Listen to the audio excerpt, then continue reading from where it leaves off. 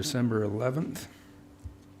I'll ask for a motion that council adopt the agenda for the regular council meeting December 11th as presented. Motion from Councillor Jones, please. I'll give you that motion, Mayor Snodgrass. Thank you. All in favor? Carried.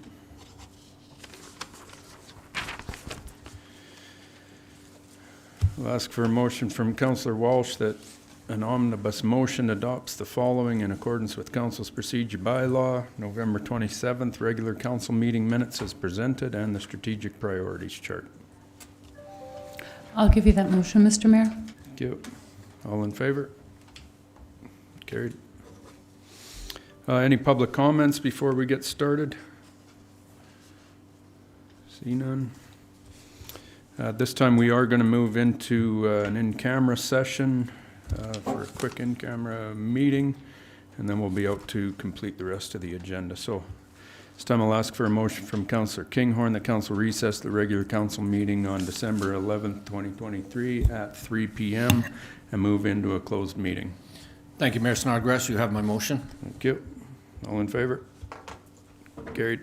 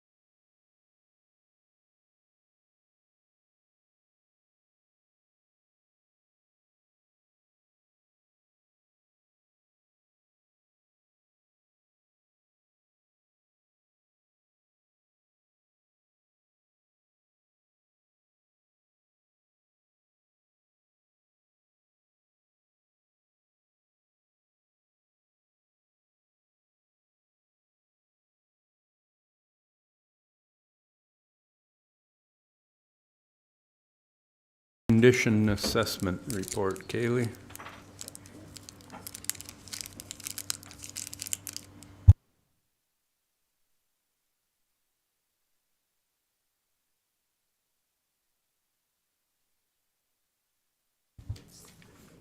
Good afternoon.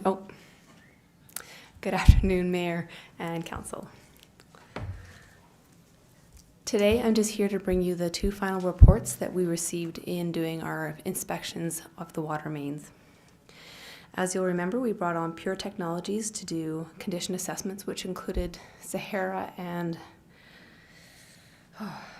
the Smart Ball. So the Smart Ball is a ball that got dropped into our wells and went back to the water treatment plant, and it went through and determined whether or not there was any leaks, and the good news was there were no leaks.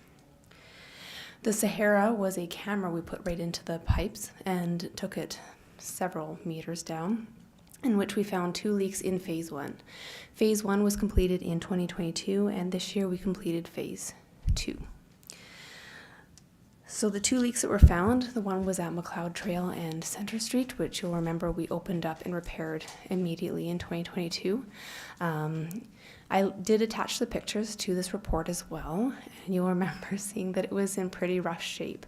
The pipe itself, while the leak itself was quite a bit smaller than the pictures you had seen, the pipe itself had been collapsing in on itself as we were removing material away from around it, so it was in poor integrity. The second leak we found was right at the water treatment plant, which we experienced this summer when we got into that one, and we ended up losing water here to Town Hall. That one we were able to locate, thankfully, easily without any major incidences at the water treatment plant. That one as well was quite large, and in removing that length of pipe, we were also able to remove, there had been a further hit on that line. I don't remember which year it was when there was some construction happening in the area, so we were able to remove all the any potential for further corrosion on that pipe. So just to give you an idea on the size of those leaks and what a large leak actually means. So a large leak is either 7 or 8 to 38 liters a minute coming out of those holes. I mean, that can equate from the small end to the big end, with those 2 leaks refilling our reservoir 3 times at the larger end. So it's a fair amount of water in these leaks that we find. It just kind of points to the importance of ensuring that we're continuing to do main replacements and tackling these leaks for the future, understanding that we're also in drought, so we're having water restrictions, and so we don't want to be losing it through leaks. So based on the results from our report, we had a couple recommendations that had come out from Pure. One was that we repaired those 2 leaks that we found, which we have already taken care of. The next one would be to investigate and just ensure that all of our data is up to date. So what we did find, and this was very indicative to the age of a lot of the stuff that was built, is what we found on the ground was not necessarily exactly what we had for records. We were able to update our records, and so just get a little bit more clarity on our records. The third recommendation was to find a way to increase flows should we wish to continue to do any further investigation on these mains. So the particular ones that we did were the larger water mains that came directly from the water plant and were feeding out into the different quadrants. Once you get into the different quadrants, we get into some smaller mains, and then we start to have more servicing off of those individual mains. So what made it more ideal with these larger mains was that they were fairly high. They're higher risk because they're coming directly from the water plant and they're feeding very large areas. What makes it easier for us to inspect on them is that we don't have very many servicings off of them, so we have very few areas that we could potentially get them pulled into a different service. It just makes for a lot easier for for inspecting.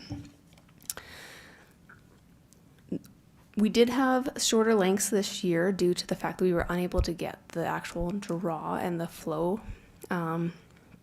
which leads down into one of our further recommendations.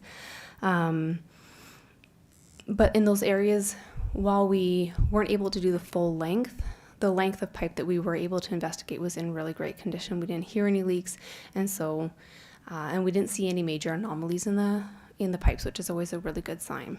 One thing we did notice was that we do have some sediment, which is normal. as you get more and more sediment, that's where you become a little bit of an issue. So it's just a matter of ensuring that we're doing appropriate flushing to ensure that we're moving that sediment and keeping it minimal.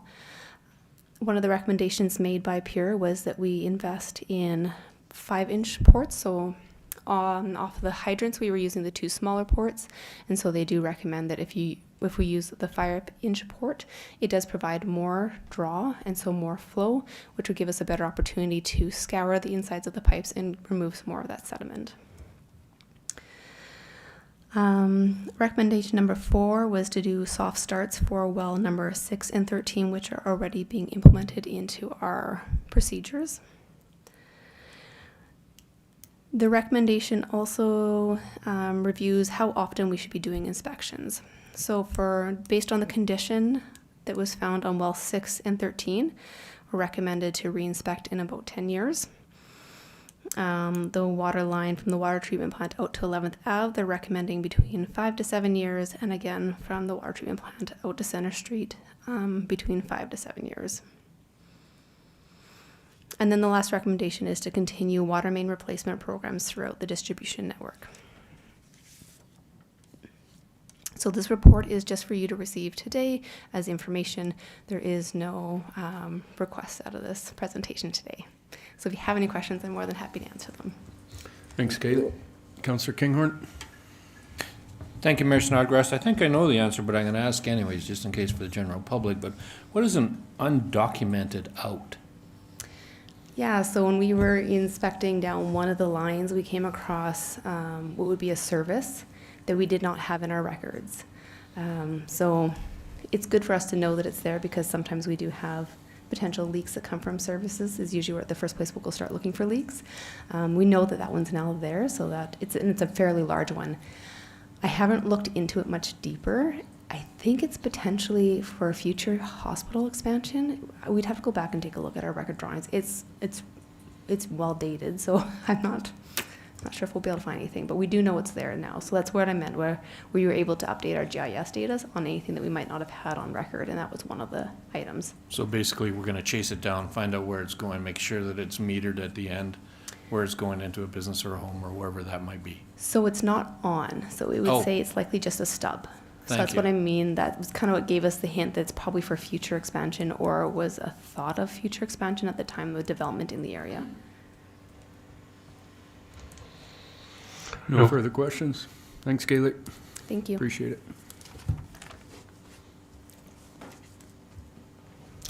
Grant in lieu of taxes. My favorite, David.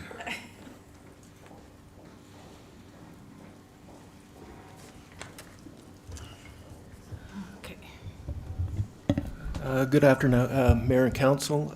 Given this briefing is Cindy Dupree, the Team Lead Financial Services. Okay, good afternoon, Mayor and Council. Before you is a request for decision regarding writing off the outstanding grant in lieu of property taxes owing by the province of Alberta. Administratively, the town creates a tax notice for each government property and provides the notice to the province. The province has only paid 50%, and the remaining 50% is still on the tax roll and should be written off. This amounts to a total of $80,942.28. The accounts receivable policy, FIN POL 100-00, provides guidance on the process for which grant in lieu of property tax amounts may only be written off by council. At the end of each year, administration does an adjustment to allow for the bad debts. There is sufficient allowance for this to be written off, and the revenues to the municipality will not be affected. So administration recommendation that recommends that council allow the grant in lieu of property taxes be written off in the amount of $80,942.28 as outlined in the report. Are there any questions? See none. Well done. No, I'm not. I'm tired of talking about this one. It's not going to change anything. I'll ask for a motion from Councillor Jones that council authorizes the write-off of $80,942.28 in grant in lieu of property taxes by the Alberta government. I'll fit that in. I'll give you that motion, Mayor Snodgrass. All in favor? Carried. Thanks, Cindy. Response to request to support development of Habitat for Humanity Foothills Chapter High River Build Project. Halid? Good afternoon, Mr. Mayor and Council. As Council will recall, the regular meeting of Council held on September 25. Representative from Habitat for Humanity Foothills Chapter did present a request. They've explained in their request that they have recently purchased a property in High River located at 831 6th Street Southwest with plans to build a 2-unit duplex in the spring of 2025. They have also explained that the local chapter volunteers raised up to 40% of the total build cost, and Habitat for Humanity Southern Alberta contributes up to 60% of the total cost for regional projects. The total cost for building a duplex in High River by the year 2025 is estimated as $780,000. As part of their planning process, they'll be applying for CMHC funding for this project. And part of the process that they wanted to ensure that they have support from the local government as part of their process. And that's why they presented 3 options to council. Option 1, the total cost is $10,500. Option 2, $42,000. And option 3, $10,000. Administration did review our records. Historically, the town did support Habitat for Humanity in 2014 through a resolution passed by council, resolution number 123/2014, and approved a funding in the amount of $50,000. The money came from the town's disaster relief fund back in 2014. We have reviewed their request, and we believe that it would be better for the town not to select a specific option, but rather contribute or commit to $10,000 to each build that they bring to the community. And that way they have the options to be able to look at other fundraising opportunities and have that flexibility. And the $10,000 will help them a lot and show the town support, as well as also the same thing we recommend that to be committed for future projects that they bring to the community, so they don't have to come back and ask us every time for funding. As we have also mentioned in the report, that the project brings lots of benefit to the community, support our strategic plan, support our existing town plan in few policies that have been identified in the report, and also support our affordable housing initiatives and policies and whatnot. So that's why we support the project, and we support the commitment of the $10,000. That's all. If there's any questions, I'll be more than happy to answer. Thanks, Halid. Councillor Smith. Thank you, Mayor Snodgrass. I'm curious to know, do we have a sense at this point whether there will be additional asks in future in short order, or I don't think we've built since 2014, is that correct? So are they looking to build more sites within our community? We don't have that information, and I doubt that they have something in the near future, but they definitely always look for opportunities to bring some more affordable housings to the communities.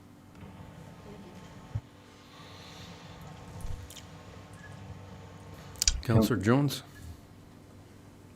Thank you, Mayor Snodgrass, and to Councillor Schmidt. I know that the last build they did was in Okotoks, so I think they go, because it's foothills, they kind of go where they find the, I guess, best place to build and the need.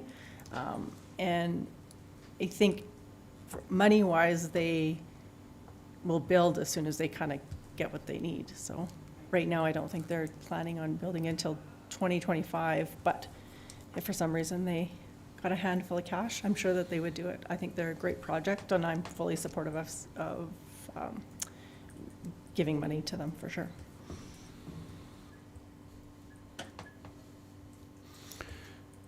Councillor Nychuk. Thanks, Mayor Snodgrass.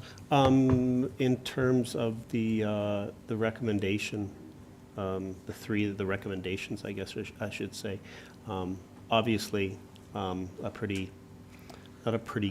great organization for those that struggle with housing needs.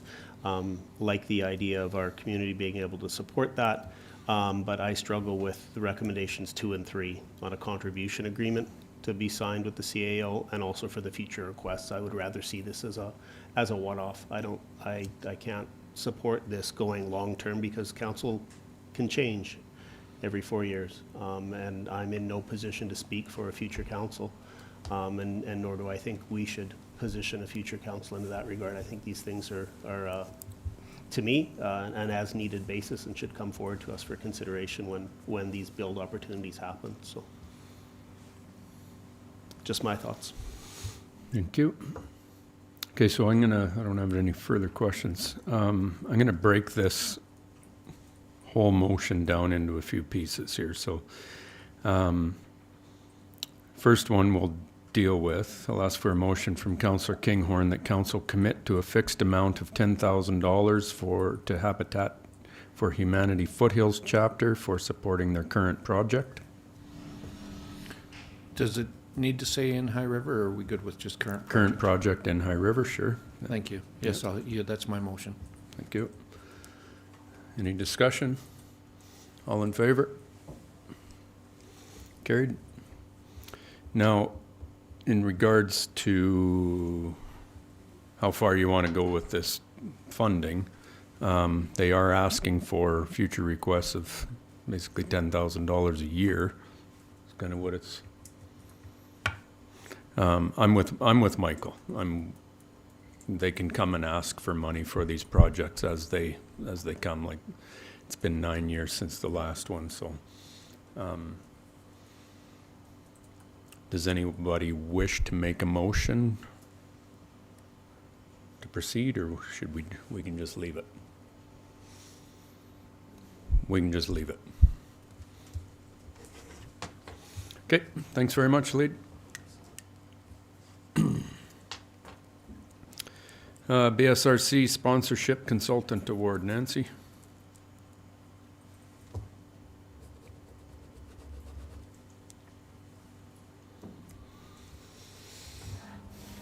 Thank you, Mr. Mayor. The staff at the BSRC do not have expertise in sponsorship. There's a small program in place that generates an average of $10,000 per year that is managed internally as a side of the desk project. This program consists of wall signage primarily in the large arena and advertisements in the community program guide. Administration does not actively sell signage, but more relies on long-term relationships with local businesses who traditionally support the BSRC by purchasing signage valued at between $300 and $500 annually, or through advertisement in the community program guide for approximately $100 per issue, issued twice per year. There's also currently one naming rights agreement for the Fieldhouse, which is set to expire in 2024. The High River Flyers are the only user group with rights to sell sponsorship in a town-owned facility. Under the current agreement, the Flyers have exclusive rights. They determine the rates and retain all associated funds for the rink boards in the large arena. The current agreement with the Flyers expires in 2025 and includes a 60-day termination by either party. There's no clear history on how the valuation process of the current assets were determined. Additionally, the program has not been reviewed or updated in several years. Currently, the sponsorship opportunities are very limited to the BSRC and do not include any outdoor fields or diamonds. With increased demands from users combined with rising costs, administration is recommending that a more comprehensive approach to sponsorship may help to offset any user fee increases. Administration is recommending that council approve award for sponsorship valuation and packaging to Performance Sponsorship Group for $24,500 to be paid out of the 2023 BSRC operating budget. It should also be noted that although this project is recommended by Parks and Recreation, Performance Sponsorship Group can assist in identifying opportunities throughout the town.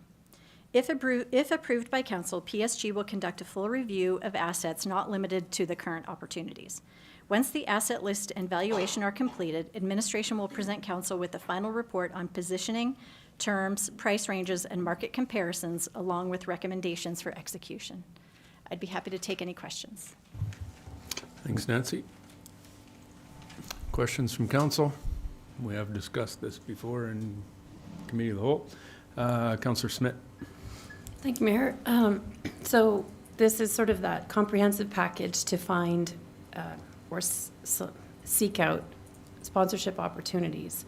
Does that also include that next step of bringing them in, or is that beyond the scope of this? For this scope, it would be identifying, evaluating all of the opportunities and looking for potential sponsors. The next step would be how we wish to proceed. Do we wish to engage the consultant further for assistance with selling those opportunities, or did we want to take it internally? We would come back to council for that decision once we have a comprehensive list. Okay, thank you.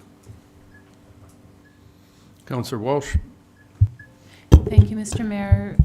Thank you, Nancy, for all that you've presented here with that for us. In the proposal, in the cost section, it refers to 20% of the commission or the budget relieving in kind. Can you tell us a little bit about that? There's a cost, a commission, and then reference to in kind. If we determine to utilize the consultant to assist us with selling those opportunities, there would be a commission to that, a commission for that portion of it. The in-kind portion refers to there would be a value determined on, and I'm just making this up for example purposes, but we have a roofing company that wants to provide roof services. They were going to replace the roof. There would be a value to that, and so that would also be included. We would pay the consultant the 20% of that total value. Very good. Thank you. No further questions. I'll ask for a motion from Councillor Smith that council direct administration to engage Performance Sponsorship Group for asset assessment, valuation, and the development of a marketing plan for BSRC sponsorship assets, and the council approves contract award to Performance Sponsorship Group for $24,500 out of the 2023 BSRC operating budget. I'll give you that motion, Mr. Mayor. Thank you very much. All in favor? Carried. Thank you very much. Thanks, Nancy.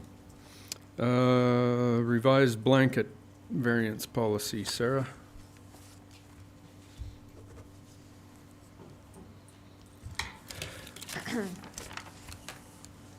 Thank you, Mr. Mayor and members of council.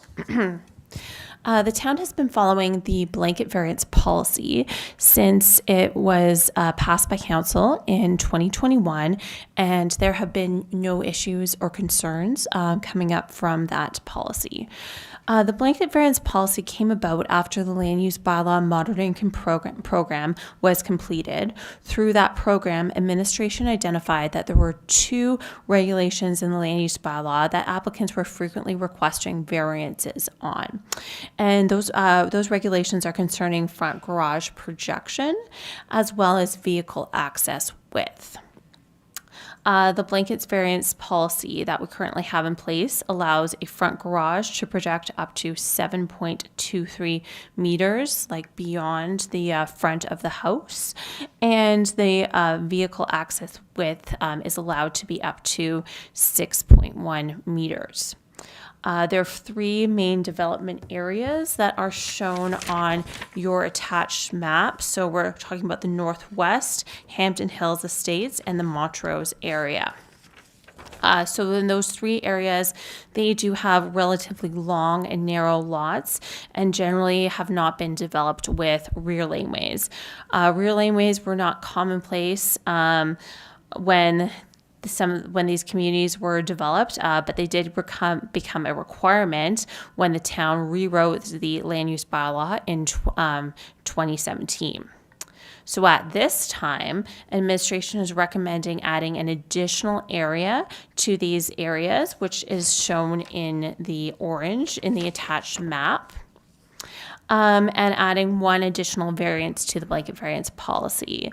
This request is coming about because the Montrose developer has requested that all of the lots in the 100 Monterey Place cul-de-sac be under the blanket variance policy, even though 6 of those 13 lots actually do have access to a rear lane. So administration is recommending including all of these lots on the 100 Monterey Place southeast cul-de-sac within the applicable development area, so the streetscape can be relatively consistent. However, that's not to say that the property owner would be required in any way to develop a driveway at the front of the property. If they just prefer to utilize the laneway exclusively, that would be perfectly fine.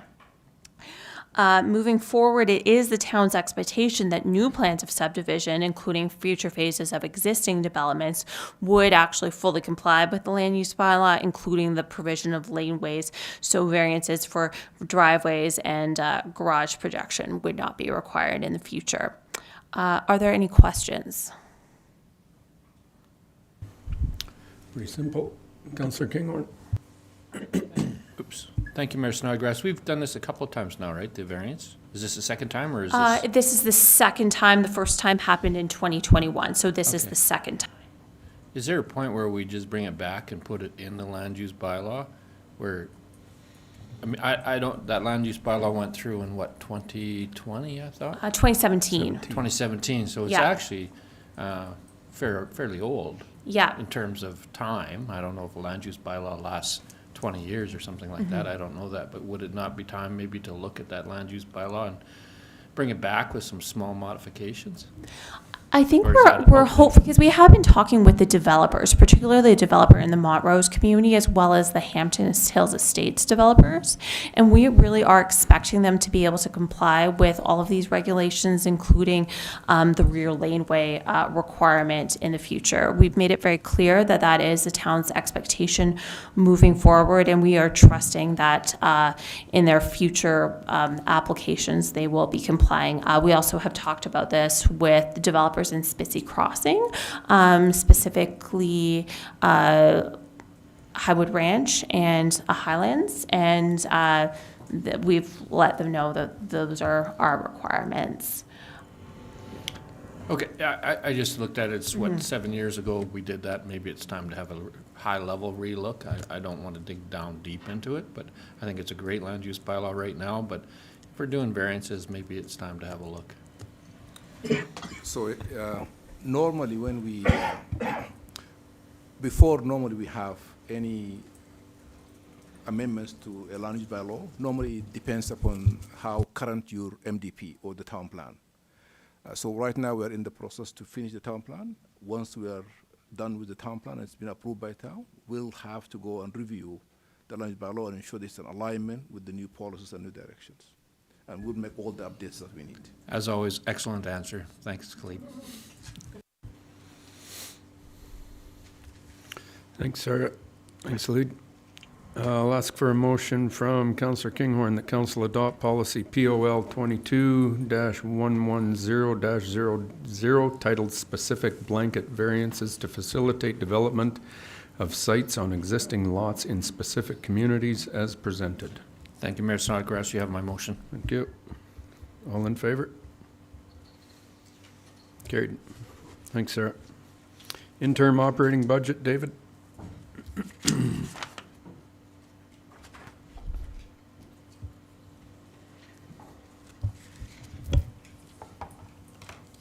Good afternoon, Mayor and Council. You have before you a request for decision to adopt a 2024 interim operating budget for $24.394 million, or 75% of the approved 2023 operating budget of $32.525 million as provided for under the Municipal Government Act. As you're aware, while a council administration have completed numerous conversations over these past number of weeks on the 2024 budget, work does remain to be completed to ensure a proper balance is struck between service level commitments to our residents, municipal taxation, and the long-term financial sustainability of High River. The adoption of the 2024 interim operating budget will allow the town of High River to continue operating activities effective January 1st, 2024, with administration returning to council in January 2024 for adoption of the final 2024 budget package, at which point the interim budget ceases to have any effect. That concludes my comments. Thanks, David. And then final budget approval timeline, late January? No later than in January. Okay, Mayor. thank you.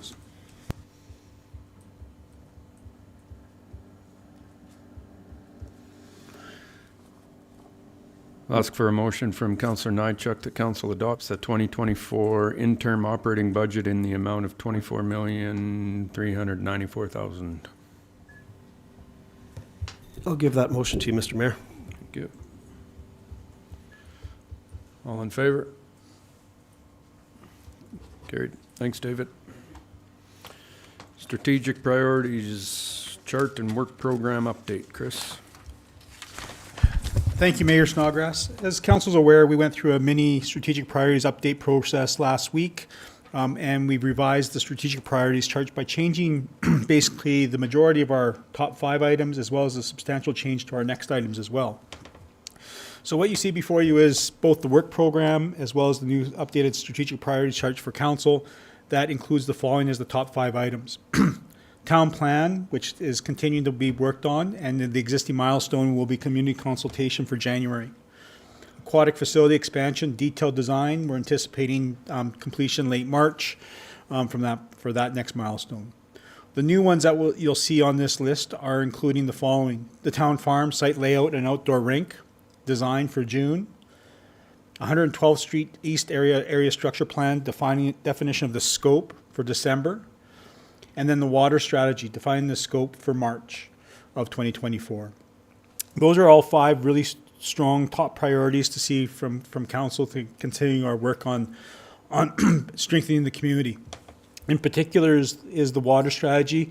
I think is a very important priority of council to continue moving forward to understand exactly what our water needs are within the community and what our water resources actually are as we continue to see growth within the community.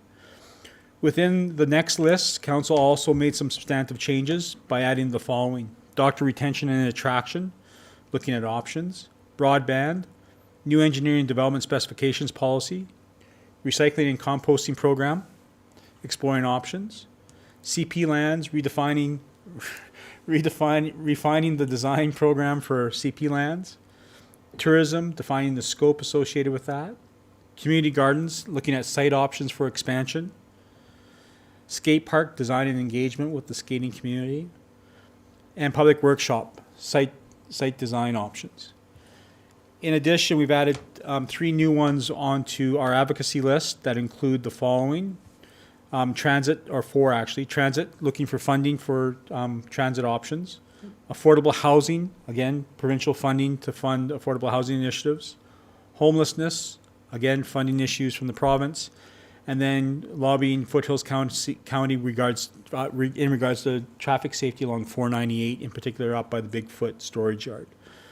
Those have all kind of come together. In addition to that, the work program is attached that talks about the different milestones over the next 18 months to 2 years to complete those tasks, as well as sets out our set dates for 2024 for our strategic priority setting meetings that I hope you all have in your calendars now.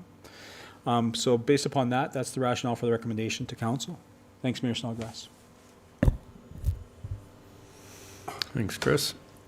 Questions, comments? Hope not. You came up with it, so.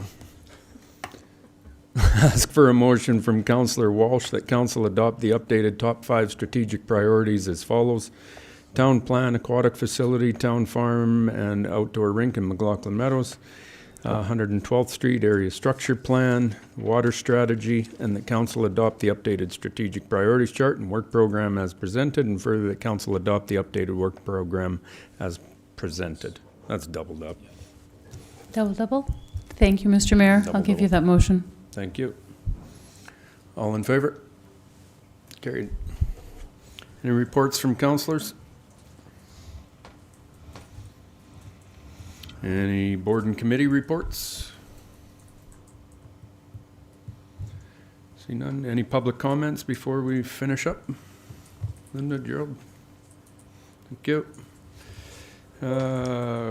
Council correspondence requiring action proclamation of Freedom to Read Week 2024. I'll ask for a motion from Councillor Jones. The council proclaim February 18th to 24th, 2024 as Freedom to Read Week, and that council authorize the mayor to sign the Town of High River Freedom to Read Week proclamation. I'll give you that motion, Mayor Snodgrass. Thank you. All in favor? Carried. Council correspondence for information, more Tidewater Rimrock, Notre Dame Collegiate, their successful volleyball tournament, Marigold Library System, and the letter sent from MLA Chelsea Petrovic to Macamee College. Any questions on any of that? See none, hear none. Meeting adjourned 4:23.